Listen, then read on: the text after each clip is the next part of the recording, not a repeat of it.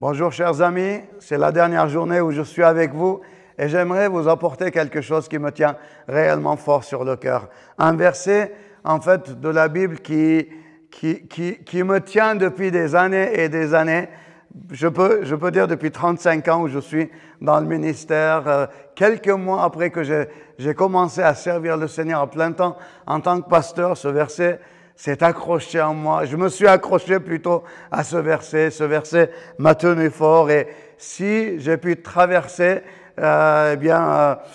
quelques décennies maintenant à servir le Seigneur dans différents continents, dans différentes églises, eh bien, c'est tout simplement parce qu'à un moment donné, j'ai cru et j'ai pris cette parole au sérieux. Luc chapitre 9, verset 62, il nous est dit, « Quiconque met la main à la charrue et regarde en arrière n'est pas bon pour le royaume de Dieu. » Quiconque met la main à la charrue. C'est-à-dire, si tu as commencé à marcher avec Jésus, si tu as commencé à servir le Seigneur, il y a quelqu'un qui va travailler, qui va investir toute son énergie pour que tu changes d'avis et pour que tu puisses abandonner la partie. Eh bien, nous ne sommes pas des losers, nous ne sommes pas des perdants, mais nous sommes une génération de vainqueurs. C'est pour ça que je voudrais t'inviter aujourd'hui à méditer cette parole. Le Seigneur te dit, celui qui met, si tu as mis la main sur la charrue, à ce moment-là, ne regarde plus derrière toi, mais regarde devant toi. Nous sommes un peuple de l'avenir,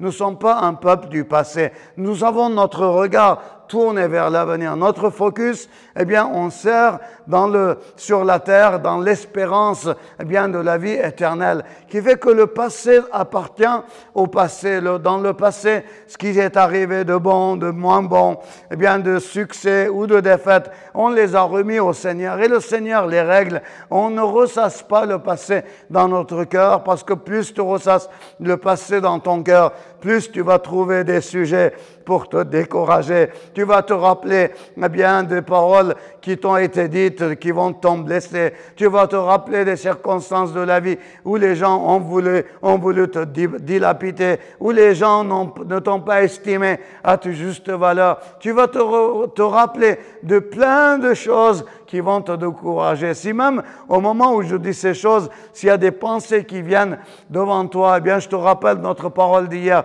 Résiste à l'ennemi et il fuira loin de toi. Tout simplement, dis au Seigneur, tout simplement, Seigneur, mon passé, mes blessures, les sujets des blessures, les sujets qui m'ont découragé dans le passé et qui peuvent me décourager aujourd'hui, si je mets le focus, l'intention sur elles, Seigneur, je te les apporte. Aujourd'hui, eh bien, mon passé, tu le règles.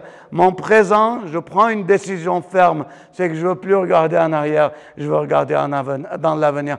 Parce que je veux marcher avec toi, Seigneur, parce que tu as des promesses pour moi. Et ces promesses, je ne veux pas les laisser derrière moi. Je ne veux pas un jour vivre dans le regret d'avoir manqué eh bien, la coche avec toi, d'avoir manqué le but avec toi. Mais Seigneur, j'ai mis la main à la charrue. Je t'ai fait confiance. Tu m'as aimé, Jésus.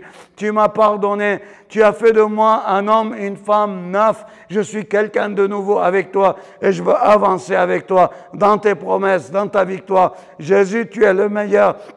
Tu n'as jamais abandonné. Tu n'as jamais abandonné de m'aimer. Même quand je ne méritais plus d'être aimé, tu as continué à m'aimer. Alors, Seigneur Jésus, je te dis oui. Alors, je lâche pas la partie. Je te tiens la main, Jésus, et j'avance avec toi. Alors, faites-le. Jamais, jamais, jamais dans votre vie, vous allez le regretter. Parce que Jésus est fidèle. Lui, il sera toujours à tes côtés. Amen. Soyez bénis.